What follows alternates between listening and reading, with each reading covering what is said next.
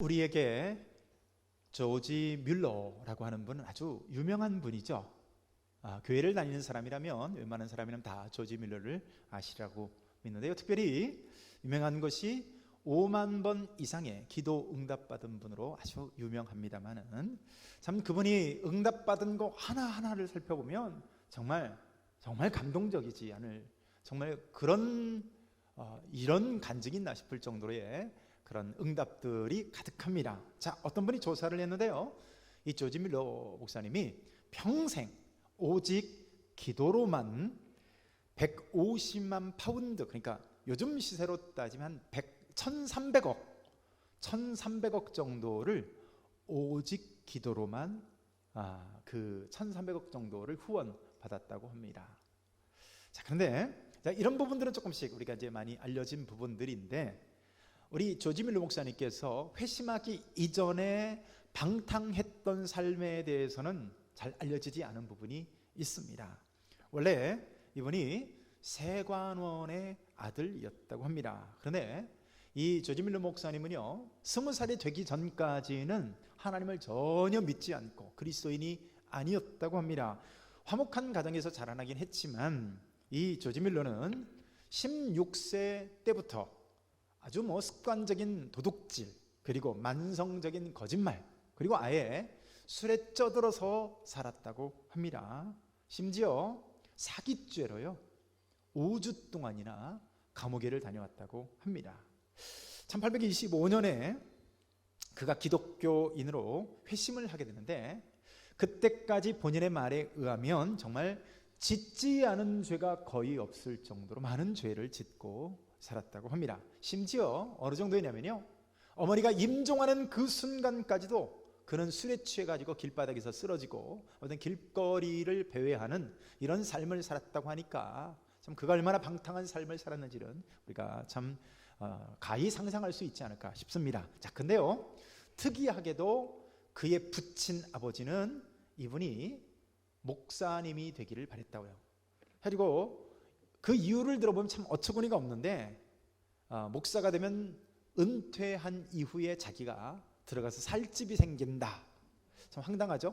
그래가지고 목사가 되기를 그렇게 희망을 했다고 합니다. 그래서 이 아버지의 성화에 못 이겨가지고 독일의 할레 대학이라는 대학을 그가 들어가게 되는데, 정말 울며 겨자 먹기 식으로 그 학교를 다니게 되었습니다. 그런데 거기에서 정말 우연한 기회에 참석하게 된 기도 모임 가운데서 그가 그의 인생 전체가 뒤바뀌는 사건을 경험하게 됩니다. 자, 그 기도 모임에서 정말 우연히 참석한 모임이었는데, 거기서 부르게 되는 찬양과 그리고 그 집회를 통해서 듣게 되어진 이 설교 말씀을 통해서 그가 깊은 은혜를 경험하고 주님을 만나게 됩니다. 할렐루야.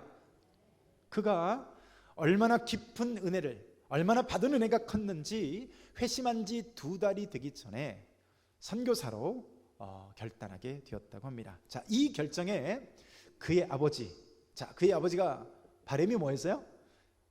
이 목사가 되고 나서 그 집에서 사택에서 살아야 되는데, 이 아들이 선교사가 된다고 하니까 불같이 화를 냈다고 합니다. 그리고 그 자식을 위해서 재정 지원을 대학교를 갈 수 있도록 해줘야 되는데 또 해왔는데 그것을 일방적으로 딱 끊어버리게 됐어요. 그때부터 이 뮬러 목사님은요, 하나님만을 의지할 수밖에 없었고 하나님만을 의지하는 법을 배우게 되었다고 합니다.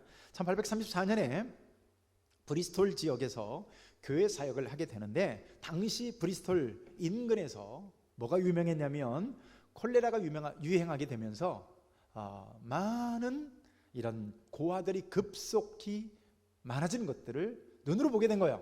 근데 하나님께서 계속 이 뮬러의 마음을 움직이기 시작합니다. 두들기기 시작해요. 결국 하나님의 이 푸시 때문에 하나님의 마음을 안고 1835년부터 고아원 사업을 하게 되는데, 완전 무일푼에서 이 고아원 사역을, 그 비전을 갖게 된 이 뮬러 입장에서 보면 엄청난 믿음이 필요했다고 합니다. 이때 뮬러가 하나님께 구했던 게 뭐냐면, 하나님, 재정 1000파운드와 그리고 도울 수 있는 동역자를 주시옵소서. 자, 이분이 무일푼이었어요. 돈 한 푼 없던 이분이 1억 가까이 되는 돈을, 요즘 시대로 돈을 구하고 그리고 도울 수 있는 동역자를 내게 붙여달라고 했는데, 여러분 이 기도응답이 딱 5달 만에 이루어지게 됩니다. 할렐루야. 그래서 그 재정과 인력을 하나님이 채워주시고요, 1845년에는 원생들이 300명으로 늘어나는데 이들을 위해서만 1만 파운드가 필요했다고 합니다. 자, 그리고 1870년 무렵에는 2,000명이 넘는 아이들이 이 밀러 목사님의 보호 아래서 이제 자라게, 양육되게 되었다는 거죠. 근데 참 놀라운 것은 뭐냐면, 그분이 이 고아원 사역을 그만두는 그 순간까지 모든 재정과 일체의 모든 이런 것들을요, 단 한 번의 부채도 없이, 다시 말해서 빚을 내지 않고 오직 기도함으로 그 모든 것들을 해결하고, 심지어 모든 사역자들도 단 한 번도 광고를 내지 않고 그 오직 기도로만 이렇게 돕는 동역자들이 생겨났다고 합니다. 자, 그분이 70대 때 은퇴를 하게 되는데, 은퇴한 이후에도 17년 동안이나 미국 4번, 인도 2번, 호주에 3번, 중국과 일본을 포함해서 42개국을 순회하면서 은퇴한 이후에 설교를 하게 됩니다. 바다와 육지를 통틀어서 32만 킬로를 다녔다고요. 이 사역이 언제 끝나냐면 자그마치 88세가 되어서야 설교 사역을 마무리할 수 있었다고 합니다. 자, 이 자리에 88세 이하 되시는 분들은 좀 참여하시기를 바랍니다. 자, 어떻게 이 밀러 목사님은 이런 삶을 살 수 있었을까요? 단 한마디로 얘기하면 복음 때문에 그랬습니다. 그가 주님을 만나기까지 안 해본 짓이 거의 없고 짓지 않은 죄가 거의 없을 정도로 많은 방탕한 삶을 살았는데, 살아계신 하나님을 만나고 나니까 주님을 이렇게 섬기는 삶으로 변화되지 않을 수 없었다는 거예요. 자, 오늘 본문을 보게 되면 주님의 제2차 갈릴리 순회 전도 여행 사역에 관해서 기록되어져 있는데요, 자, 주님의 사역을 보게 되면 여러 마을과 도시들을 돌아다니면서 복음을 전하시는 이 전도 여행을 하시는데요, 우리 주님의 사역이 얼마나 치열했는지를 보여주는 거예요. 가만히 기다리고 앉아서 있는 사람들을 양육하고 관리하는 것이 아니라 늘 세제비예요. 가는 곳마다 각 마을들을 돌아다니시면서 하나님의 나라를 전파하시면서 이렇게 복음을 전했던 것이죠. 자, 1절을 보세요. 각 성과 마을에 두루 다니시며 라고 말해요. 주님은 사역하시는 동안에 어디든 가셨어요. 그리고 누구라도 찾아가셨습니다. 바리새인 집에도 들어가셨고 세리의 집에도 들어가고, 심지어 이방인 땅이라고 할 수 있는 사마리아 성에 수가성 여인에게도 찾아가시고, 누구도 밀어내지 않으셨습니다. 무엇을 위해서요? 하나님의 나라를 전파하시기 위해서 그렇게 하신 줄로 믿습니다. 주님의 오직 유일한 관심이 있었던 뭐였어요? 하나님의 나라였습니다. 뭔가 움직이시고 우리 주님께서 뭔가 사역을 하시는데, 뭔가 사시는데 모든 그 중심에 뭐가 있어요? 바로 복음을 전파하는 것, 하나님의 나라를 증언하는 이 일 가운데 있었던 것이죠. 여러분, 우리는 예수를 믿으면서 오늘 이 자리에 있지만 내가 구하는 것이 무엇인지를 한번 돌아보시길 바랍니다. 좋은 집에서 더 좋은 음식을 먹고 더 안락한 삶을 누리는 것, 오직 우리가 구하는 것이 이것만이 전부라고 한다면 우리는 우리의 신앙생활을 점검해 봐야 돼요. 나는 왜 살고 있는지, 무엇을 위해서 오늘도 달려가고 있는지.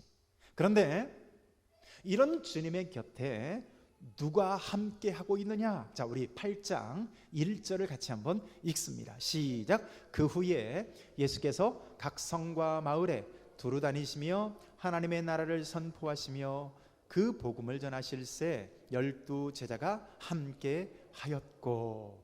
여러분, 놀랍게도 주님의 그 놀라운 사역 현장에 12 제자가 함께 하고 있더라고 오늘 말씀을 기록하고 있어요.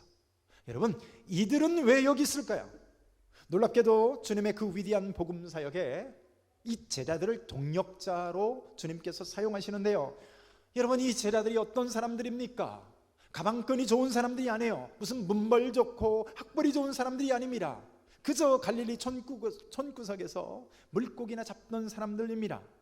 당시 갈릴리 사람들이라 하면요, 가난함의 대명사입니다. 무식함의 대명사였고, 한마디로 무시받던 촌놈들, 그게 바로 갈릴리 사람들이었어요.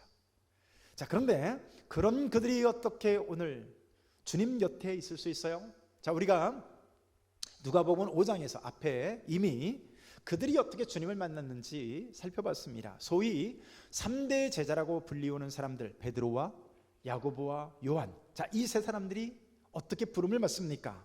당시 이 사람들이 뭐 하던 사람들이에요? 갈릴리 바다에서 그물질 하던 중에, 다시 말해서 가장 빈곤한 마을에서 살고 있을 때 그들이 그물을 던져서 고기가 잡히면 좋고 고기가 안 잡히면 늘상이 있는 일이니까 이런 식으로, 그게 비전이고 그게 전부인 대책 없고 소망 없는 삶을 살고 있었던 사람들이야. 그런데 이런 소망 없던 그들의 삶에 주님이 찾아오십니다. 특별히 그런 주님을 만났을 때 베드로가 뭐라고 얘기해요? 누가복음 5장 8절을 보면 시몬 베드로가 이를 보고 예수의 무릎 아래 엎드려 이르되 주여 나를 떠나소서 나는 죄인이로소이다 하니. 여러분, 이 반응이 어떤 반응일까요? 사람에게 보일 수 있는 반응이 아니에요. 그가 누구를 만난 거예요? 하나님을 만난 건 줄로 믿습니다. 그리스도를 만난 겁니다. 인간에게 보일 수 있는 반응이 아닙니다. 그런데 그걸로 끝나는 게 아닙니다. 5장 11절을 보면 그들이 베드로를 육지에 대고 모든 것을 버려두고 예수를 따르니라. 할렐루야. 여러분, 그들이 예수님을 만난 것으로 그친 것이 아니라 예수를 만난 이후에 자신의 얼마나 큰 내 안에 있는 죄악이 있는지를 거하는 죄를 보고 나서 주여 나를 떠나소서 나는 죄인이로소이다. 그런데 이 고백으로 마친 것이 아니라 어떻게 해요? 주님의 부르심을 따라서 가진 것, 아버지와 부친과 삶의 터전과 배와 방금 잡은 물고기와 이 모든 것들을 다 내려놓고 주님을 따라가더라는 것이죠. 그래서 오늘 이 제자들이 주님 곁에 있는 거예요. 외형적으로 보면 참 찌질한 사람들 아닙니까? 내세울 것 없는 사람들이고, 그런 사람들이 그런데 오늘 주님의 파트너 역할을 하고 있는 것이죠. 우리들을 보십시오. 우리들이 볼 때 목사님 또 접니까? 목사님 저밖에 일꾼이 없습니까? 왜 맨날 저만 구역장입니까? 왜 맨날 저만 식당에서 일해야 됩니까? 왜 맨날 접니까? 근데요, 하나님이 뭔가 부족해서 우리를 쓰시는 게 아니에요. 오늘 우리를 써주시는 것이 바로 하나님의 은혜인 줄로 믿습니다. 왜 저 사람은 안 쓰고 나를 쓰실까요? 내가 잘나서가 아닙니다. 하나님이 천사를 동원해서 일을 하신다면 얼마나 속이 편하실까요? 그 조금 봉사하면서도 얼마나 우리가 입에다가 불평을 달고 살고 꿍시렁꿍시렁 됩니까? 여러분, 근데 과연 하나님의 능력이 부족해서 우리를 사용하시느냐, 예수님의 능력이 부족해서 저 찌질한 제자들을 오늘도 불러서 사용하시는가? 똑똑한 서기관들이나 그 돈 많은 바리새인들, 이런 사람들 데려다가 주님이 일하시면 얼마나 편할까요?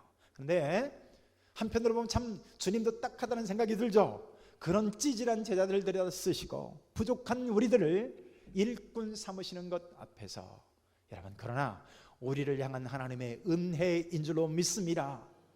천국에서 해같이 빛나리라고 하는, 여러분 찬양 가사가 기억나지 않으세요? 천사도 흠모하는 아름다운 면류관을 바로 우리에게 씌워주시기 위해서 천사도 흠모하는 오늘 이 직분을, 이 사역을, 그 일을 우리에게 맡기시는 줄로 믿습니다. 근데 제자들이나 예수님이나 보면요, 지금 풀타임 사역을 하고 계세요. 전임 사역을 하고 계십니다. 예수님이 아무리 성경을 읽어봐도 투잡 뛰었다는 얘기가 없어요.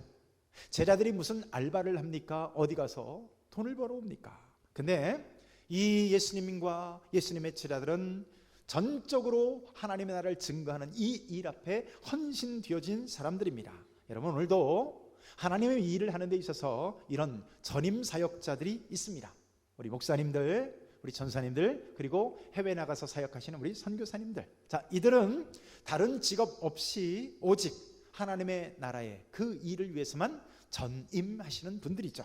자, 근데 똑같이 우리가 주일날 시간 내고 봉사하는 것 같아도 바로 그 점이 다른 겁니다.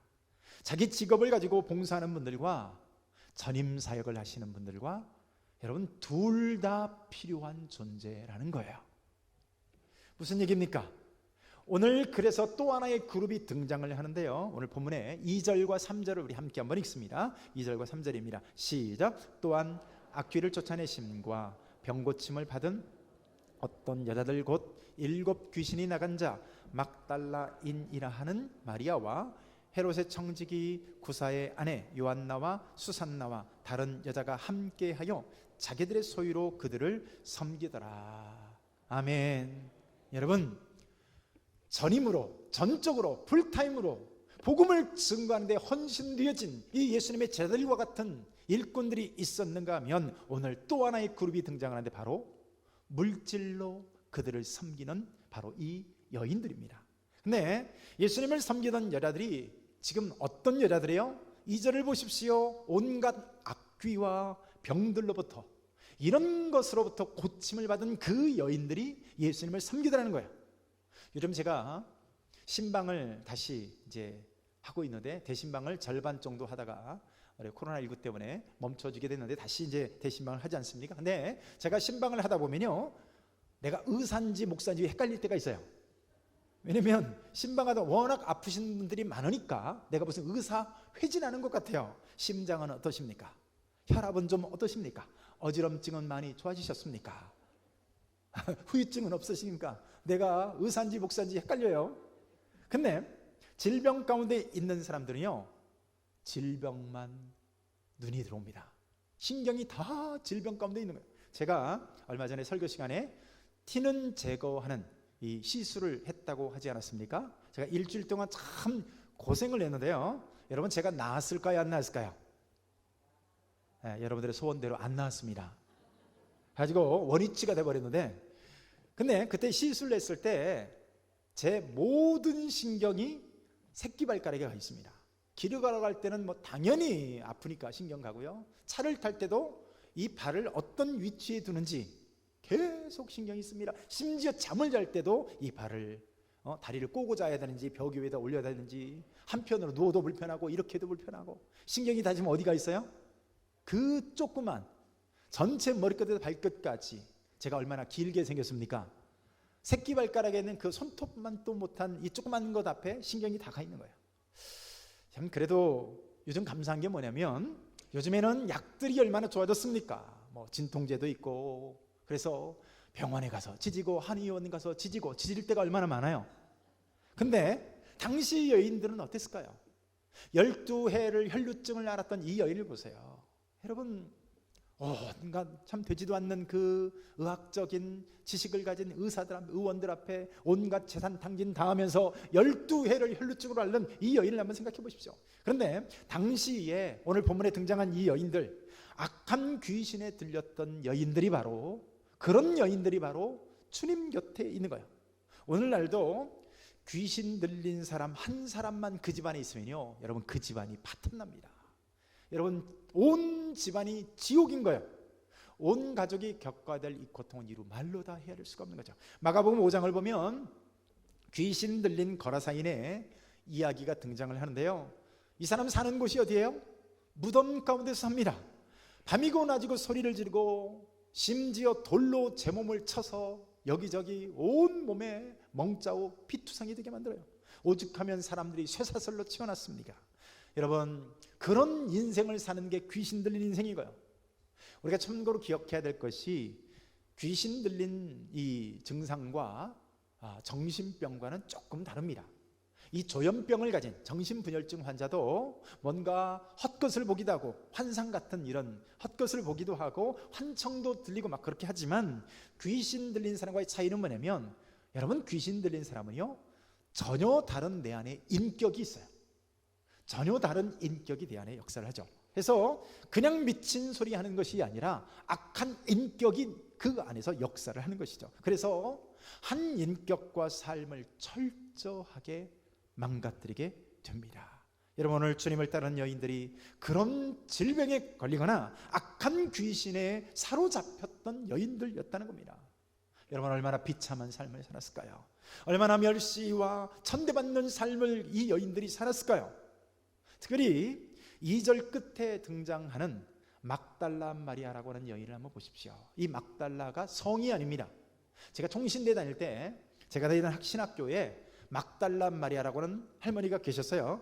나는 처음에 무슨 말인가 했습니다. 사람들이 다 그 할머니를 향해서 막달라 마리아라고 막 부르는 거예요. 근데 나중에 이유를 알았는데 이 할머니가 학생들만 지나가면 손이 자동적으로 오토매틱으로 나옵니다. 뭐 하는 거예요? 한 푼 줍쇼 이건 거예요. 그래서 이 사람이나 저 사람이나 가리지 않고 막 달라고 하니까 이 할머니가 막달라 마리아 할머니가 되었습니다. 네, 여러분 오늘 본문에 등장하는 이 막달라 마리아는요, 막달라라고 하는 지방에 사는 여인이었던 거예요. 근데 문제는 이 막달라 마리아가 7 귀신이 들렸다고 말해요. 여러분 7 귀신이 들렸습니다. 7이라는 숫자는 완전수예요. 그러니까 정신발작, 다시 말해 귀신으로 인한 이 정신발작이 아주 극한에 달했음을 보여주는 것이죠. 당시에는 그런 거 아니어도 그냥 여자라는 이유 하나만으로도 무시를 당했습니다. 여성에 대한 사회적 인식이 형편없었던 때예요. 그래서 여인과 관계된 일들은 언급 자체를 회피하던 때가 바로 그 당시 시대입니다. 또 굳이 언급을 해야 될 필요가 있다면 익명으로 그냥 처리를 하는 거예요. 근데 오늘 그런 여인들이 이런 온갖 질병과 악귀에 시달림을 받았던 이 천재에 받던 여인들이 주님의 일행을 위해서 오늘 물질로 헌신하고 있는 거예요. 베드로는 뭐 먹고 살까요? 다른 12명의 제자들은 뭐 먹고 살까요? 이 동네 저 동네 다니면서 복음에만 전념하는데, 자 그런데요, 이런 제자들의 헌신도 놀랍게 중요한 것이지만 그런 제자들과 주님을 위해서 물질로 헌신하고 있는 이 여인들의 헌신 또한 매우 소중한 줄로 믿습니다. 요즘 선교 헌금이 계속 줄어들어가는 것에 제가 마음이 참 많이 아픕니다. 여러분 우리는요, 선교사님들에게 빚을 진 사람들이요, 우리가 가야 할 그 사역을 그분들이 대신 가서 사역을 해주고 있는 겁니다. 그런데 그 선교사님들이 선교지에서 선교 사역을 하기 위해서 반드시 필요한 게 바로 물질입니다. 재물이에요.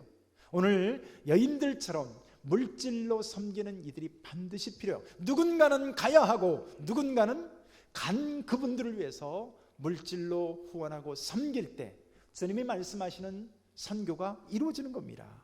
여러분 온갖 질병에 싸우고 7 귀신이 들렸던 사람이 오늘 본문을 보세요. 그들이 돈이 있으면 얼마나 있었을까요? 그러니까 이 여인들이 헌신하는 것이 있어서 헌신하는 게 아닙니다.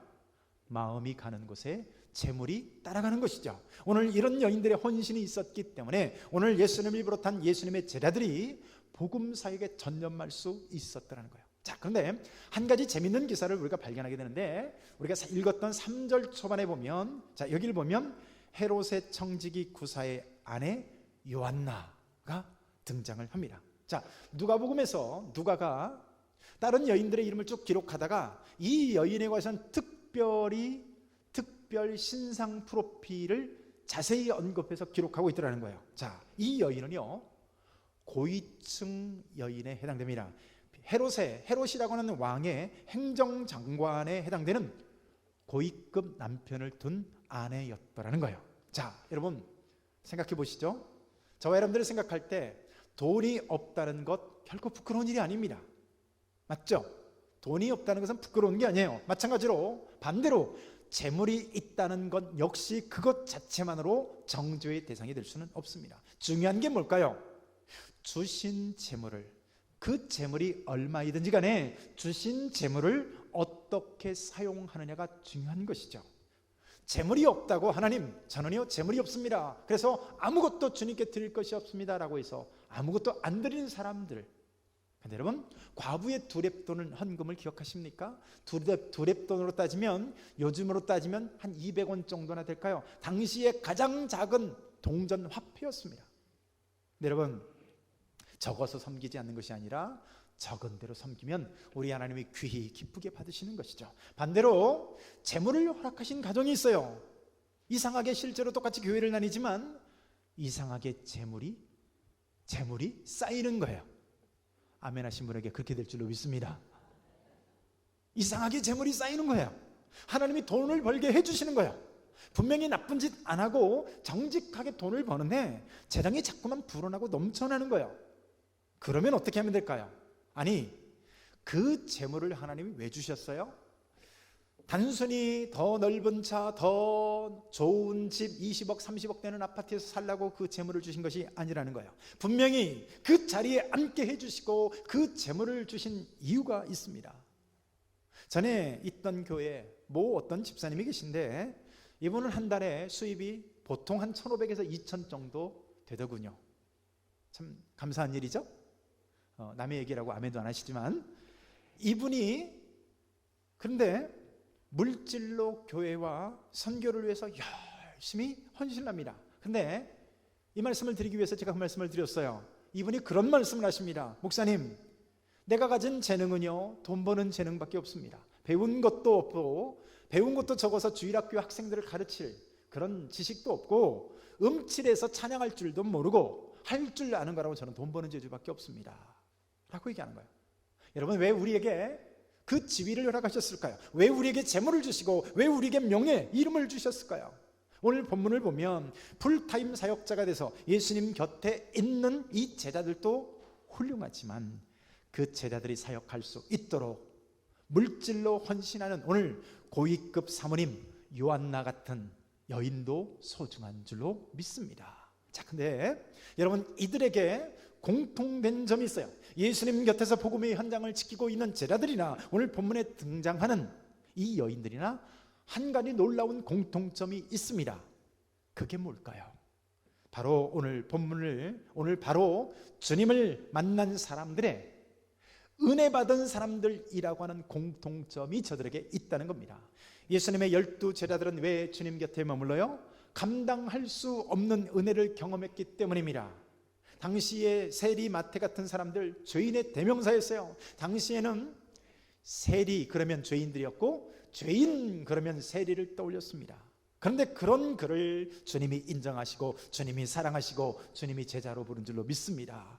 그래서 그 사랑 때문에, 그 은혜 때문에 그 주님 곁에 머무는 거예요. 마치 조지 뮬러 목사님처럼 헤아릴 수 없이 많은 죄를 저질렀지만 하나님의 감당할 수 없는 그 사랑을 경험하게 되니까 일평생을 주님의 영광을 위해서 달려가는 것과 똑같은 거죠. 오늘 본문에 등장하는 이 여인들도 보세요. 온갖 질병 속에서 절망하던 여인들이요. 7 귀신 들린 여인의 삶을 한번 상상해 보십시오. 그 인생이 어떻겠어요?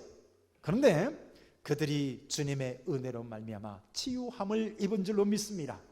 단순히 병고침을 받았다가 아니에요. 온갖 부정하다, 손가락질을 당하고 더럽다 여기고, 심지어 하나님의 성전에 올라가 예배를 드릴 수 없었던, 이 소외되었던 공동체에서 버림을 당하고, 심지어 가족들에게조차 버림을 당할 수밖에 없었던 이 여인들을, 그런 절망 속에 있던 인생을 우리 주님이 치유해 주시고, 우리 주님이 사랑의 은혜를 주신 줄로 믿습니다.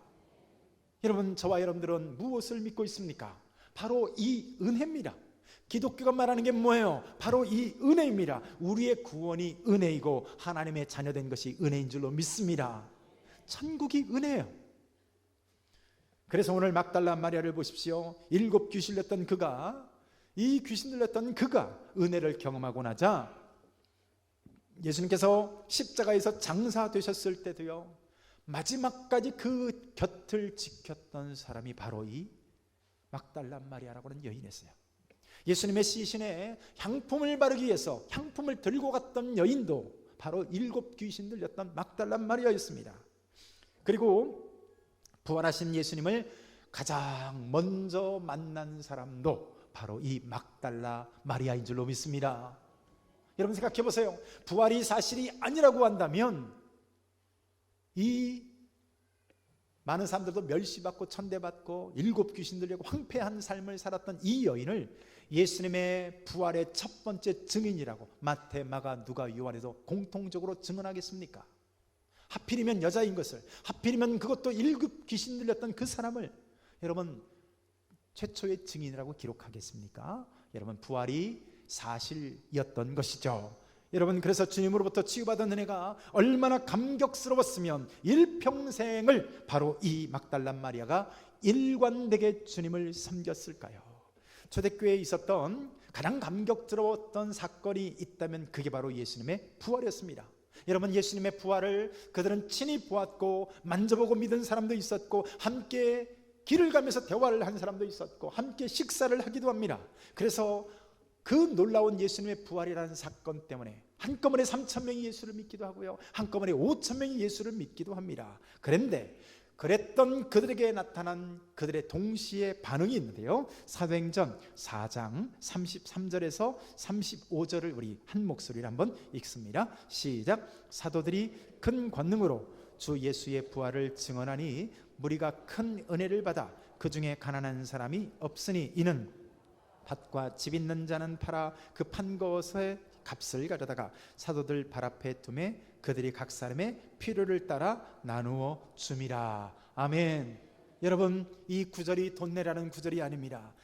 주님을 만난 그들의 반응이 어땠는가를 보여주는 거예요. 그들은 자신에 있는 모든 것들을 주님께 다 드리고서도요, 온몸에 있는 것들을 다 드리고 나서도 감격해서 우는 거예요. 말씀을 맺습니다. 여러분, 오늘 여인들은 단지 말과 혀로만 믿은 자들이 아닙니다. 구원의 기쁨과 은혜의 감격을 주님을 섬김으로써 온몸으로 증언했던 사람들이요.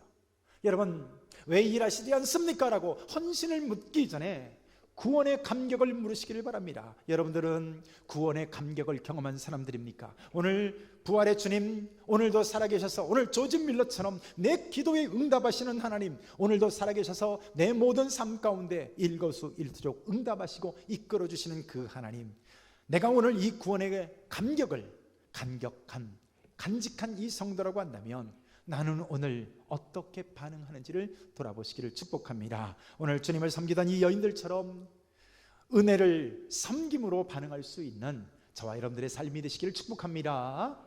한 목소리로 한번 오늘도 기도합니다. 오늘도 기도할 때 하나님, 오늘 나는 구원의 감격이 있습니까? 주님을 만난 구원의 감격이 있습니까? 살아계신 하나님을 만난 구원의 감격이 있습니까? 이 하나님을 어떻게 반응하고 있습니까? 하나님, 오늘 주님을 섬겼던 여인들처럼, 주님을 따랐던 제자들처럼 하나님, 내 삶 가운데서 하나님 은혜의 반응이 구체적으로 나타나게 하옵소서. 한 목소리로 한번 기도합니다. 하나님